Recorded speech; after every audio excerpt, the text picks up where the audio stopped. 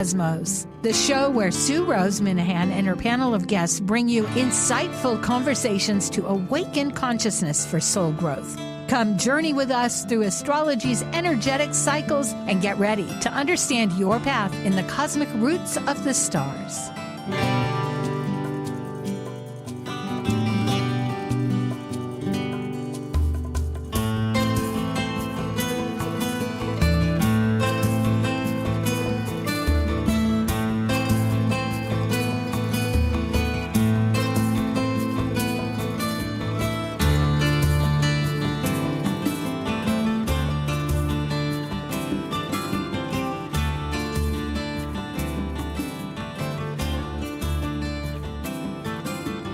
Hi.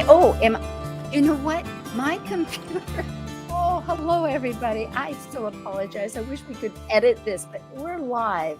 Life is live. And today we're talking about the moon. The moon it's moon power, but moon power means so many emotional things. It just keeps stepping in our way and we have to work with it. And that's what today is about, is that if we can track it, maybe we can get some further understanding. It's like listening to our body, but here it's a very involved. It's not linear like our ABC mental conditions that we think are so linear. Because with all the computer issues, okay, enough of that. We're on and we are ready for Kaleidoscope Visions. Thank you. Associating current astrology transits to a real-life natal chart transit reading through the understanding of the sky's cosmic consciousness for navigating free will options, this is your Kaleidoscope Visions Panel.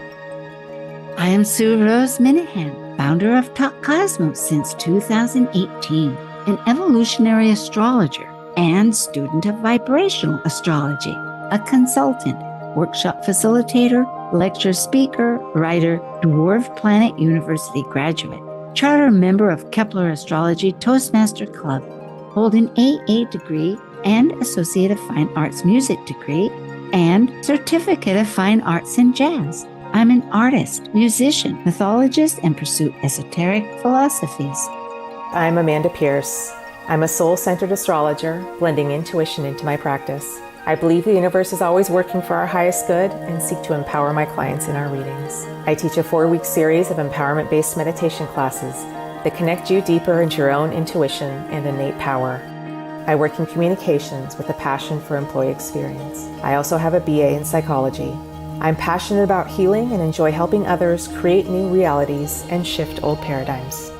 And I am John Chinworth, an astrologer from Seattle, Washington. I grew up in southern Arizona and was so obsessed with mythology that I concretely imprinted the Greco-Roman pantheon into my psyche. I still see those gods and goddesses infused into everything around me. My experiences of working with developmentally disabled and resource students for many years as both teacher and mentor has given me a strong compassion for others and has seasoned me with an exceptional reconciling energy. I have more than 18 years experience reading natal charts and continue to enhance consulting techniques by attending workshops and conferences. I use a unique blend of evolutionary, archetypal, and traditional astrological methods to look for themes in the birth chart for us to explore. I also enjoy penning poems and exploring Washington State on road trips. And like the Sufi poet Rumi says, you are the entire ocean in a drop. Oh, hello, Amanda and John. Here we are. Hello. Good to see you both again. Good to see you all. Nice to be back. It is. And it's right after the solstice, the Venus star point. We're in the swirl. It's kind of like in the waves of the ocean, I suppose. Definitely. And maybe we can start with our slides. If we can get those up for a moment, that would be great. Oh, you know what? I see what happened. Oh boy. Today, why don't you two talk about the moon? Just talk about the moon, because I was booted out and had to come back in. Of course, I lost my slides and I've got to get them up again. So it's the moon and we know it's empathic, but what else is it? It moves the fastest in the chart. It's the quickest of the planets. Races through the sky and changes its phases. Ruled by Cancer. Yes, indeed. Amanda, Or rules here we Cancer, go. I guess I should say. Yeah, the moon is our emotional body, and our emotions are really good indicators of what we've got going on spiritually for ourselves. It's always change. It is. It's like Mhm. that's what we're showing is 20 on a constant basis, 29 and a half days. Mhm. It goes from one phase to the next. And I think of it as like the gut instinct. Like what do you like feeling in your gut? What's the thing to do that you need to do? Noel Till, I like his a description of it as the reigning need of the person, what you really need to survive or get along in life. It's also where we go to feel safe. Right. So if we feel Mhm. like, our surroundings aren't safe for whatever reason, we'll revert back into our shell mm, and feel into those energies of our natal moon. Mhm. yes, It's tied and to the mother as well. And Mother, mother energy, maybe mothering, taking care of. it's our habits, like, and that goes Right. back to like the safety thing. Like it feels comfortable to do habits, to be habitual. I'm glad you brought that word up, feel, because following you both, I was off into these ideas, but that's just it. Some folk being very air oriented can diagnose their feelings to such a mental condition. It takes Yeah. time to really connect. And so the moon, it's great to really understand. Thank you for all of that. John and Amanda, I know here I'm going to get it. You both had, here we go with the 4 phases, in which there are 8, but we're going to focus on the 4. Exactly. Well, I'll talk about these. This is a great graphic, by the way. I'll start on the right there with the new moon. And that happens in a chart when the moon's at 0 to 45 degrees.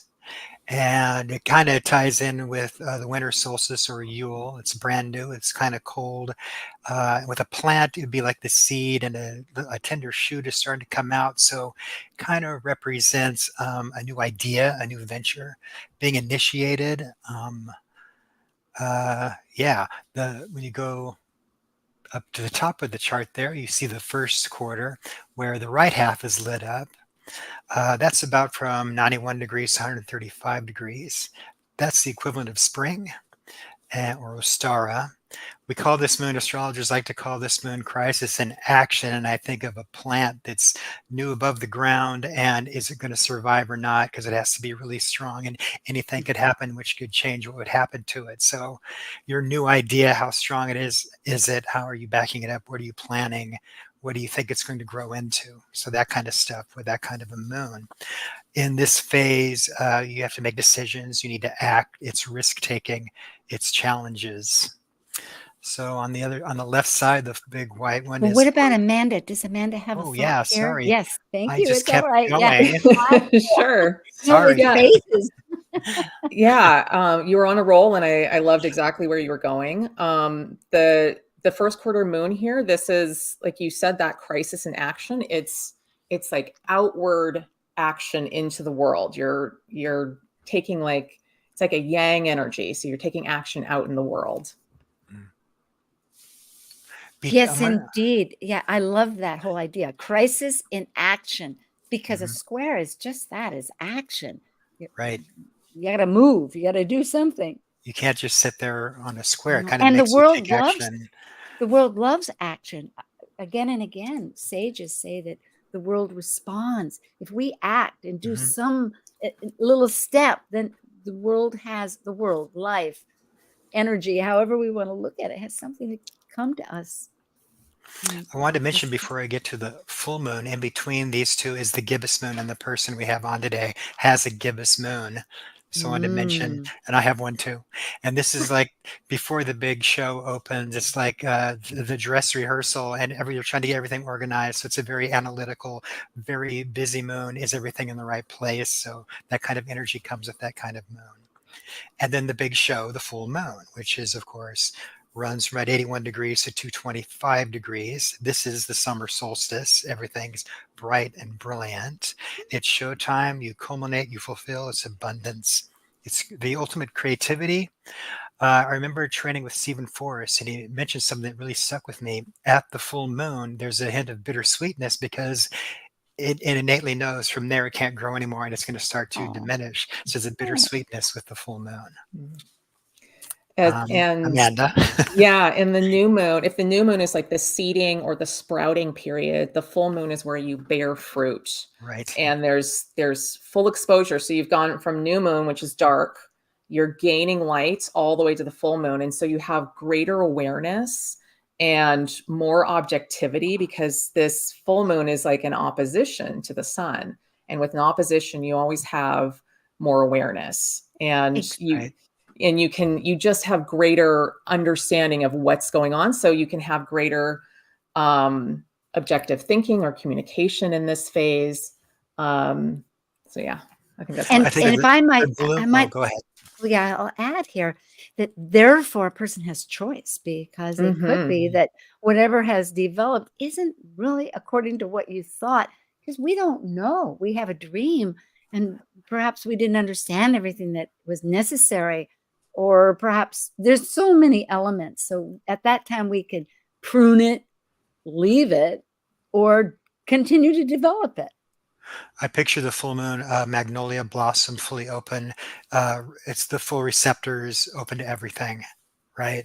It's just a very open, listening kind of moon, right? Hopefully it smells good and you don't have allergies. Exactly. Well, that's the thing with the full moon. Sometimes your awareness, you have all of this light is being reflected off of the full moon, and you may get awareness that you don't enjoy. Like, so something could come to light that it could be good news, it could be bad news. It just depends on what you're going through in your life.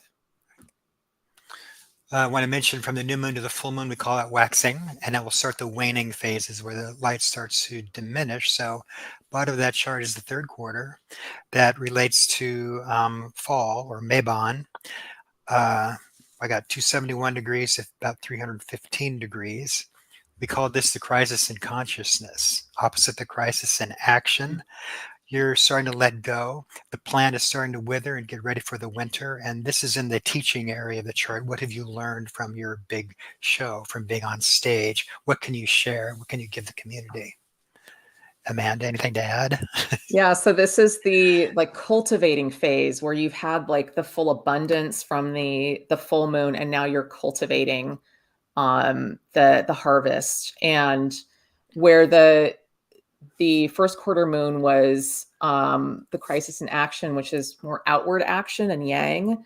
This crisis in consciousness is an inward action. You're now taking making shifts on an inward place. So it's more of a yin energy so that you can come to a full completion and full cycle and shift your consciousness. Yes. And those are the phases. Wonderful. The four main phases. Yes, the four main phases, which often are related. And just as far as the chronological, it goes from new moon to new moon often. However, because we've just experienced a full moon a couple of days ago, right after the solstice, it was the day after, we're going to work from the full moon to the full moon on our transit reading. But I have the dates here for those people that want to see that. So the full moon was on the 21st. Of course, the new moon was on June 6th. And the next one, okay, we won't worry about that. We will go on. Whoops. Okay, here we are. On this Capricorn full moon, which is just a few days ago, right? As I say, there's many next to the solstice. So many moon aspects. The moon was out of bounds. You know, it's in this period of 10 years where it comes and goes out of bounds frequently. But it was out of bounds along with Mercury, Venus, and Ceres. And Ceres is that higher octave. Oh, and they're parallel declination, which means that they're the same distance from the equator, even though they're in totally different signs, as you can see, or not. They're not in different signs, but they're wide apart, 16 degrees. But they're at that same, from our viewpoint, so that the same distance from the equator, meaning that they're as if they're conjunct. So that's an extra part. And here you can also see Neptune is square the sun and the moon. So there can be, if this is a new moon where it's a seeding or a sprouting, there may be some confusion in the beginning, and a need to kind of surrender into just the flow and trusting that things are going to work out. That's a good point. And the moon here is, yes. So kind of a let go, let God kind of setup, Yes. maybe. Which is not super comfortable for a Capricorn moon. You know, that Capricorn moon likes to one of the ways it feels safe is to be able to control the situation. Or strategize, to be able to, yes, make plans. And it's how can, but that is really where you need to connect with the greater spirit and really start listening inside. It is yin still. Yeah. That's good. And And in fact, ask the question, how can spirit help me build what I'm building? What's the spiritual component to what I am working on? And getting grounded, because Capricorn is an earth sign. And so it wants to do things out in the world and manifest in an earthly fashion. And how do we do that from a spiritual place? You know, like how do we ground our spiritual energies into the earth? You're both speaking about this point of Thales, who was a great mathematician many years ago. And it is this particular aspect. As you can see, the moon, there's an opposition, which is the full moon. And they're both have an aspect to Haumea, which is a trine and a sextile. Haumea, of course, is sitting right at that 0 degrees Scorpio, but it's rebirth. And everything you're mentioning about surrendering and going to spirit all seems to be culminating, to put that word in, with that large spectrum, because rebirth, you know, is not a simple thing. And yeah, and there are a couple moon phase charts coming up here that do have that Neptune square to the sun and moon. And so it's a theme right now. And Neptune in the last degree of Pisces, this is the period right before the birth into Aries. And so there's a sense of darkness to it, and just kind of surrendering and getting ready for the next phase. You make me feel so much better. We're all going through it. This is a very holistic experience having these panels. It's like, oh yes, good thought. So this is our volunteer, and we're hoping she can make it. We haven't heard. She confirmed she wasn't feeling well a couple of weeks ago, so I hope there wasn't a miscommunication what day. But she was born on August 1st, 1982 at 4:22 a.m. Central Daylight Time in Austin, Texas. And again, she's very moon oriented. This is just how the universe came with this person to us. So it teaching me how working with the universe is so supportive. She has a Cancer ascendant. Of course, the moon rules it. She is, as John, you mentioned, a waxing. That means heading towards the full moon. So she has a lot that she too wants to complete to get ready for that event of culmination. And also she happens to have that aspect with the two, moon and Neptune, conjunct 5 degrees.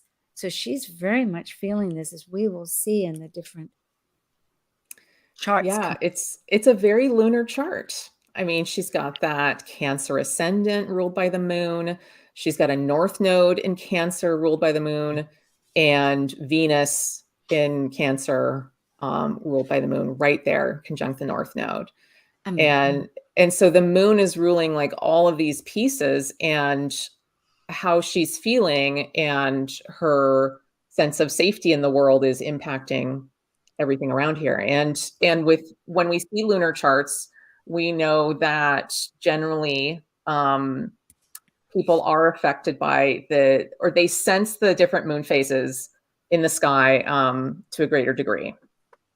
Absolutely. It's a changing effect, which must also have its challenges with a Capricorn. Although she has the rising, her descendant, in other words, how she relates one-to-one with people, would be wanting to have that structure. And of course, Saturn, which rules that, is in that action-oriented T-square between it all. And so both the moon, Saturn, and Venus here, because Venus of her, what's attracted, what she's attuned to for values and beauty and harmonizing her world and values particularly, is right associated with that North Node. And they're all in a triad for rulership, right? So it's timing, a lot of timing. I don't think it's easy to.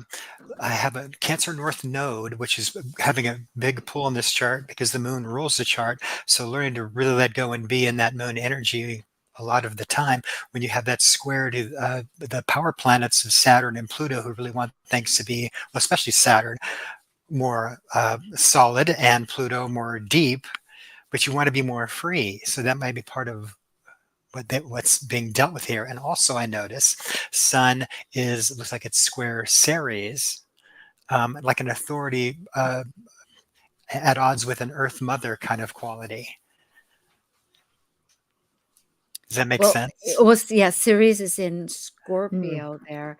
If it's big enough, sorry if it's not big enough, but there's a lot of tensions to resolve and a lot of actions, a lot of capacities too, because as Amanda, you'd mentioned, or we'd both all mentioned, the safety net that Cancer works for, but must be a very strategic soul, but dealing with a lot of inner needs. Maybe likes having a plan. You know what I mean? Yeah, like what is the path going to be, and to have that clarified, so the moon can expand and do what it wants to do, but yet you're also helping the part of you that needs that structure. There's kind of there's competing energies in here. There's like that Capricorn South Node and the Saturn Pluto conjunction, where it's like, let's get this together. Let's kind of get control of things. And then the moon Neptune just kind of wants to dissolve into the world. And you know, it's going to, moon Neptune is going to pick up all the energies out there. It doesn't have the strongest boundaries. And so it feels everybody's stuff out there. And Saturn is all about boundaries. So when we see Saturn squaring the nodes, this could be an area where Dawn Marie is trying to, where this is a lifetime where she's working to establish those correct boundaries for herself. And with Saturn conjunct Pluto, Pluto is our power. So really getting into that Saturn space for herself is a good way. It's her way to power. It's an empowering thing to do. And that leads me to realize too that deconditioning, finding her own values, there it is in the North Node of caring, of all the nurturing qualities of Cancer, that because it is with, you know, it's in the first house and the seventh house of relationships, and Saturn there, to be empowered, you have to have your own values. You have to have your own sense of what the traditions are in life. I mean, not be following at every point in life. We're trained to follow ideas, but then it comes down to us. Does that fit with our perspective of life? She might be a very intuitive person that's seeking so many directions and not having a conformed life. It could be because we don't know about her. I hope she comes and joins. Yeah. We have a few minutes here, 5 minutes. And here we have the first phase that we're starting from. And that would be just a couple of days ago, the full moon, to show this storyline of development, because it's really powerful.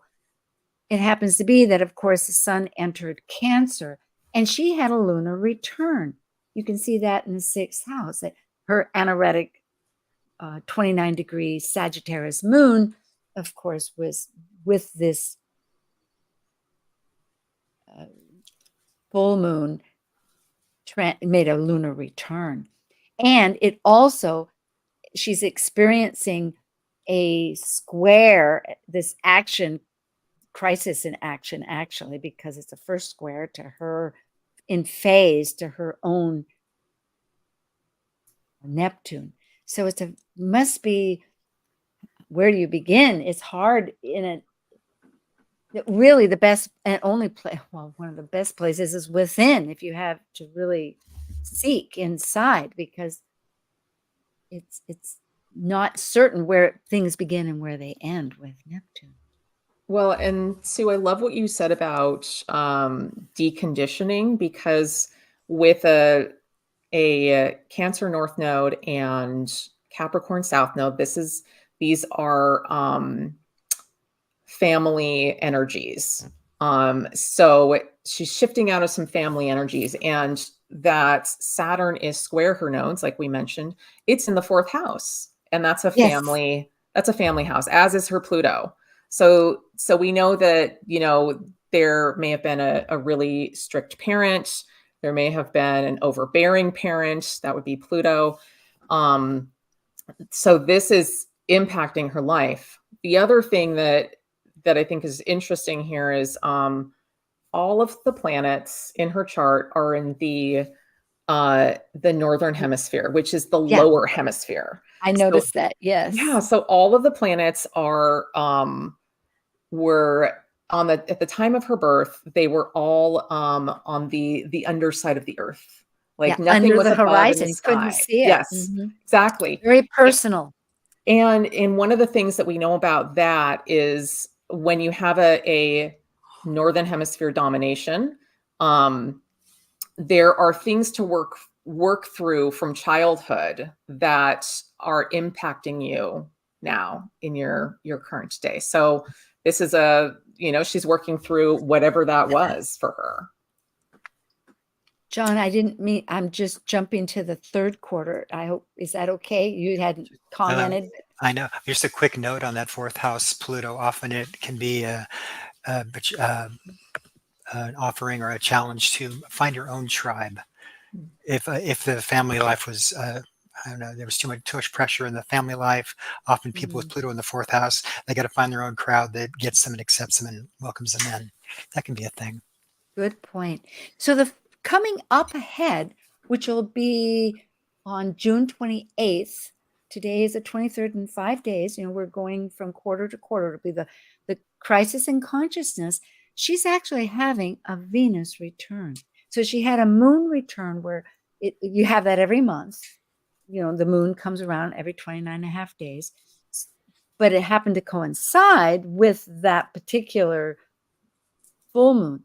And now with the third, this 3rd quarter of action, she's going to be rooting into her values, which is with Cancer, ruled by the moon, and in the 1st house. So it's all about her. This is very strong, I think. Shall we go on or any? Yeah, I think this is the North Node and Venus in general in her chart are really powerful and really good places to focus on for Dawn Marie, because they're also the resolution points for this Saturn square. And so shifting and focusing on developing those yin qualities and that sense of nurturing the self and finding relationships that are nurturing, that would be Venus. This is a new chapter for Dawn Marie, a new phase of her Venus. So yes, super important. The next, it's coming right after that full moon phase where, there was an illumination of something in her life. And so here it is coming right before that 3rd quarter phase, which is another action point. We will come back. We have a break right now, and I'm going to try really hard to get a hold of Dawn Marie and see what happened. And we'll be back looking at these charts. So stay with us. This is Talk Cosmos with Kaleidoscope Visions on the 23rd of June. Okay, thank you.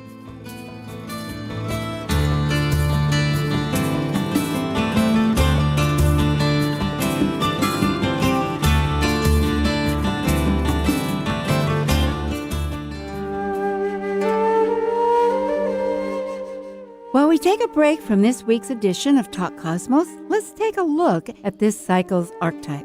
Currently, we are in the period of Cancer.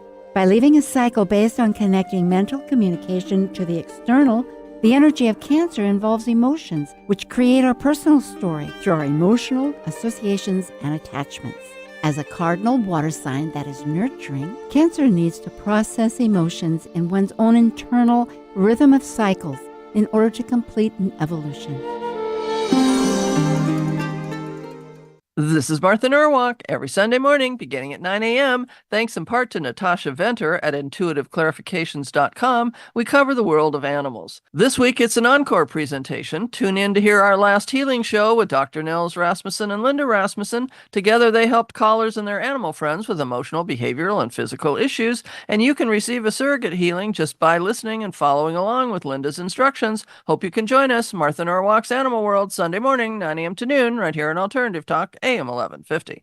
Talk Cosmos brings insightful conversations to awaken consciousness for the soul growth with hour-long programs every Sunday at 1 p.m. Pacific on KKNW. Talk Cosmos weekly programs are also available to watch live on the Talk Cosmos YouTube channel and Facebook page. While you're there, make sure you click the like and subscribe buttons so you get the full Talk Cosmos experience. Or if you'd rather listen to the show archives with audio only, the entire podcast collection since 2018 is available on most podcast carriers. And to find out about upcoming programs, sign up for the newsletter at talkcosmos.com. So grab your coffee, tea, or kombucha and enjoy the show.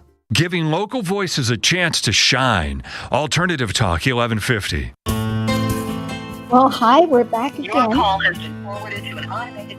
Okay, and I guess we don't have Dawn Marie for the first time. However, she did say it was okay, so we're in the clear. So we'll be talking just very generally as an example, which we are continuing to do, about these phases. And so far, I'm just astounded how the universe, because I didn't look at the charts before she accepted and we made contact, but it's definitely following a story theme. So shall we continue? Interestingly, on this third one coming up, which will be even stronger going ahead, or as strong, is the work on Chiron. Chiron, again, is this back feature, a lot of healing, as we were talking about, working through your personal and the childhood possibly, and releasing, because South Node is always releasing what the shadow part is. And interestingly, the South Node is working on both Saturn as a structure there in the fourth house, releasing the relationships in Libra, and in the seventh house, it's in Capricorn.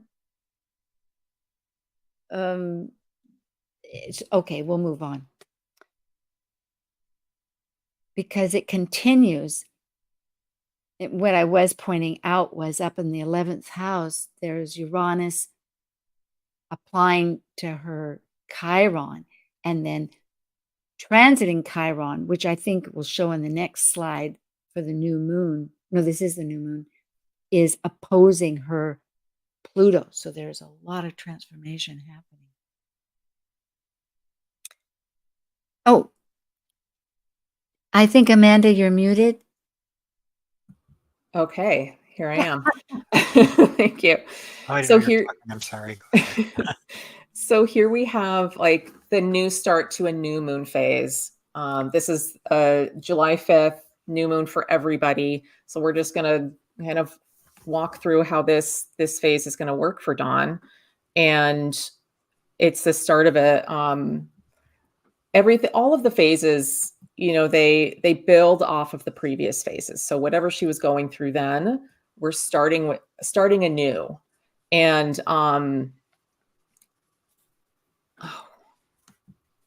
let me just look at my notes here on this, if someone else wants to add anything else in. That is very appropriate, because absolutely correct. It's like that beginning that John was mentioning about the seed that we're ready to plant. And archetypally, this is in Cancer, which is home front for her. I mean, if that is applicable analogy, but on her ascendant, on how she operates with life, with her North Node, the destiny path that she's reaching to go, that has more empathy, that has more nurturing, that's in tune with your feelings and your emotions. And emotions can always tell a new story. We tell our story through our experiences and our interpretation, yet life constantly, and that's why we do astrology really in many ways, is to get another perspective, to see with more input and more experiences and more encouragements to shift that story so that it actually functions for us in the way that is our bedrock of our existence. And what I love about this new moon for Dawn is that the sun and moon are both at that Venus degree. So she just had her Venus return, and now it's shining this light on her Venus, and this is the new moon phase for her. So really initiating forward that Venus energy for her, and that sense of safety within that Cancer energy, especially with the moon right there. John, I like that Venus is also sextile Chiron, which I want to note that is the only planet above the horizon in the chart. So it has the most it's the most elevated planet. So Chiron's kind of key in the life.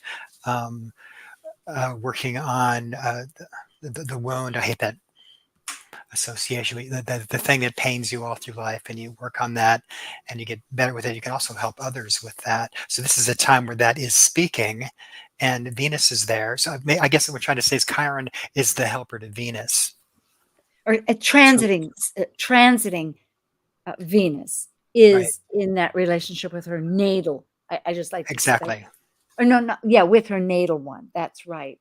With her natal In Chiron. fact, it's actually at a tension-oriented action aspect with the transiting Chiron. So it's a flow of connection to work to figure out perhaps her identity, and maybe with her body too. You know, Chiron in natal in Taurus has a lot to do with your body and your values.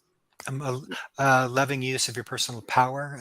The natal Chiron in Aries is, I think of like the wounded warrior kind of thing, where I always picture the warrior coming home and getting better and getting well. So with Venus, with that, it's a lot of healing in that regard. It's a great time to jump on that. Well, that is interesting, because the warrior, in any of us, whether it's an actual war or not, we step out. It is Aries, where it's a spark away from the womb, out just instinctively towards becoming something new, either to defend or for a cause. Either way, but you encounter so much. It's not always, because it is the unknown. Depending on how you project that, it can be a bit embattled, and so maybe you have to nurse and reconsider. And the exhaustion of always initiating and starting, which is another Aries quality. Yeah, they can burn out. Aries can, just from And remember that.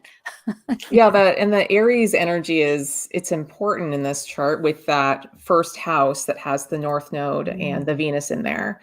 And I think the body is probably an important area for Dawn Marie to look at, because she's got that Neptune, transiting Neptune at 29 Pisces, squaring her moon, and the moon rules her first house. So the body itself may be a little bit compromised. The Neptune can kind of rule your immune system, and how you're feeling physically is the first house. So that may be important to Dawn Marie right now. And also the fact that her moon is natally in the 6th house, which is also a healing house.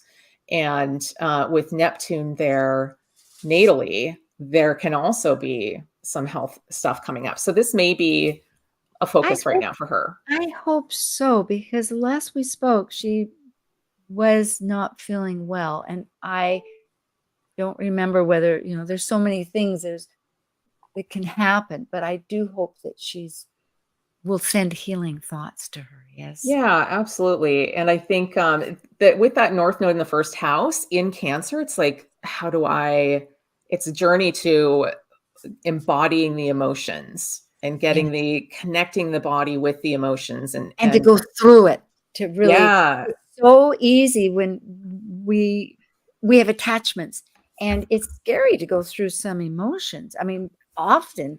And so one resists that, thinking that one's delaying it, but actually resisting is persisting. And it is a matter of just going through it. And then there's a transition, it allows that action, I suppose. Here I mentioned about Ceres because from the last one, it was conjunct. That Ceres, that transiting is conjunct that south node of hers, and it's happening 3 times. So this is the retrograde season experience that in March, that will be in July, because in March it was the first cross. Now it's retrograde over that in July, and then in October. So this is a somewhat of a longer passage of time, where ideally these incremental moon phases and other aspects and everything that she might be doing are going to help her figure out how to nurture herself, that probably works how she can then provide something to other people. We don't know what she does. If maybe she's with all that 6th house, she could be a Reiki person or a healer of some sort, or she could be a therapist. Professor. There's many different arenas for that. Very likely has some distinction with Sag and Saturn.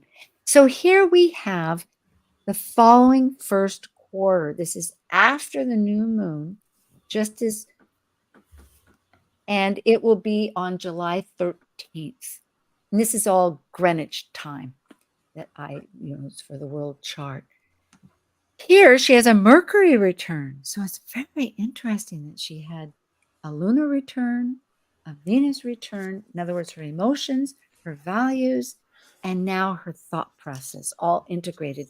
And this is so much linked to her sun is in Leo of her self. But in addition, there's the moon transiting is conjunct that 4th house Saturn. So it's really about timing, a process, and endings and beginnings. Saturn says there's a finite moment, things end and begin. The moon is on a cycle here. It's going to have a phase. So this is the first quarter, the crisis of action. And so whatever was seeded during that first period, which sounds like it's going to be Venus related, right? This is a new path for Venus forward.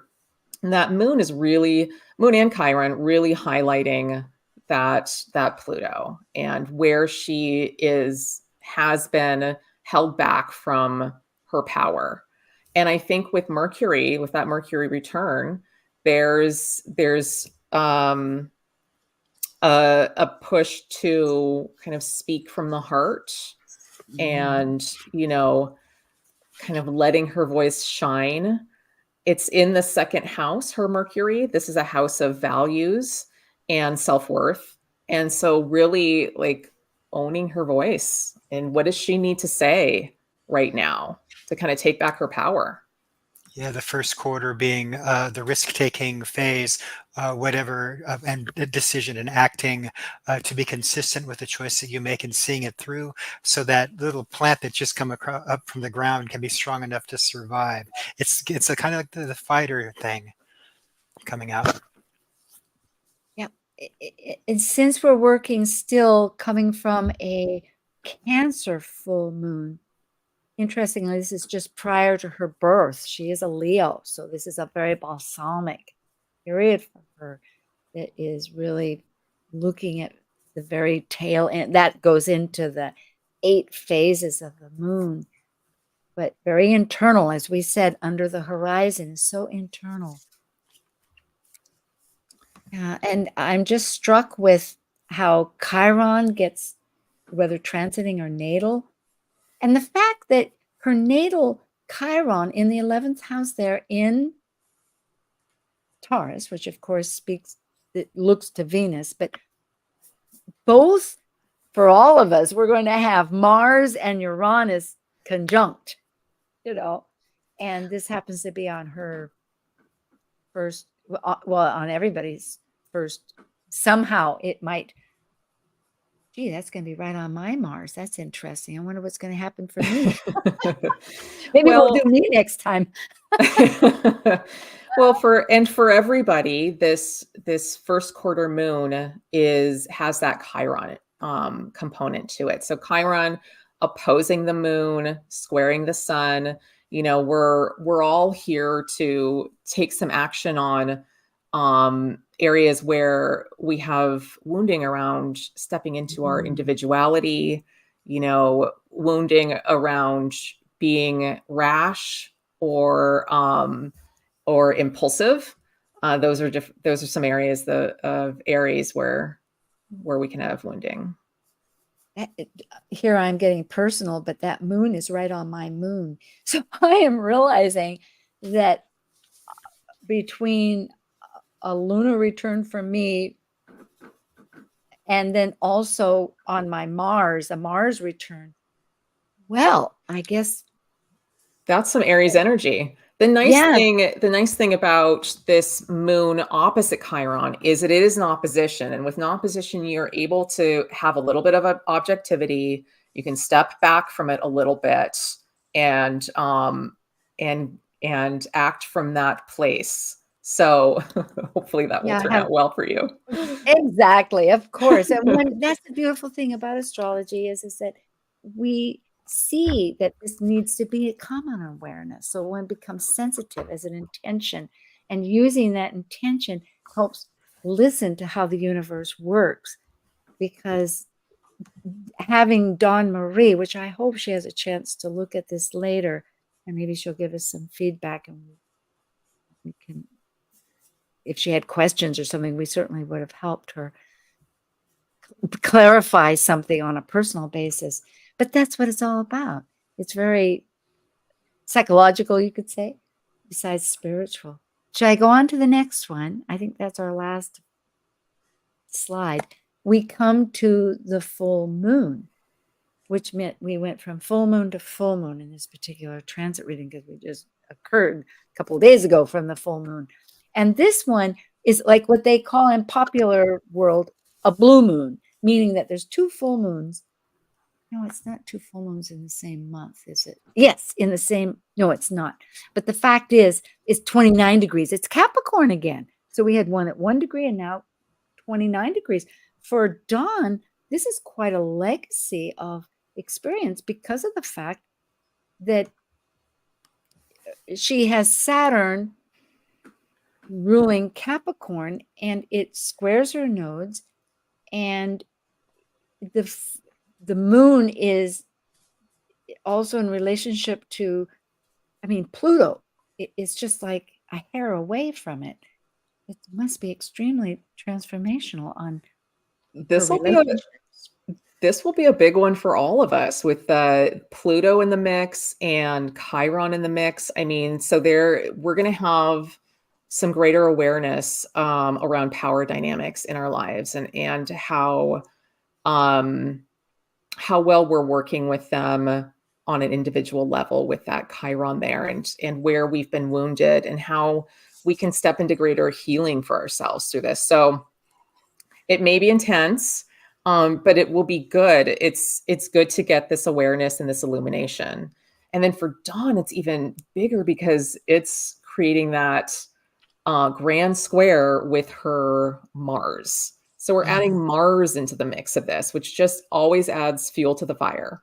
Which rules that Chiron that's transiting. So it's going to be action oriented. And just prior to her birthday is August 1st. So she's got her South Node is in the 7th house, and that's the Libra house. Her Mars, Saturn, and Pluto are all in Libra. So there's some pieces here where she's looking to she's wonderful strengths around Libra and how to be with other people and be diplomatic and kind, It's just a matter of sometimes Libra can overstep and give too much to the other and not be as giving to themselves. So finding that correct balance. Mars in Libra is often a challenging placement for people because Mars just wants to do what it wants to do. It's that Aries energy, and having to think about other people can be a little bit exhausting for Mars, and that's what Libra likes to do. So there's some areas here for awareness for Dawn, where it's gonna help her shift her power dynamics. It beautifully put, because that's really what Pluto wants, is empowerment. And empowerment means, are my resources that I'm exchanging with other people, and of course hers is in Libra, which is relationships, are they feeding me? Am I feeding them? Or is this old and spent and not really my arena anyway? And do they nurture me? Like, that's the Cancer energy, you know? It's like, is this good for my body and does it make me feel good? And I think with her moon Neptune, she knows how to feel out there. And so knowing what really feels good to her body is important. Well, thank you both, Amanda and John. John, do you have, I'm going to go beyond, unless you had a thought. That is just beautiful. This is John Chinworth at Skypath Astro, Amanda Pierce at her email, Amanda Moon Astrology, her site's in revision, and me, Talk Cosmos. So thanks to everybody that does sign up for the newsletter. And we are, of course, on many different Facebook and YouTube, and the radio, KKNW. And I happen to be once a month on, you can find me on these videos featuring Sue, and that's on my YouTube channel with Liz Machette. We just talked about the solstice, and we're going to talk about Ceres and the moon next time. And Astro Jam is next week. We have 8 people with 2 teams. It's going to be pretty exciting. Actually, it's the week after next. I got mixed up in my head. Never mind what my head thought. So anyway, and then of course we have a playlist. So let's talk. We have a couple of minutes. My goodness, the moon. Yeah, I had one other thought to share just about the moon phase cycles. One way to look at it is the sun as like the spirit and source energy, and it's so big and bright and intense. We just don't have the human capacity to comprehend it all. And if we stare directly at the sun, we'll go blind.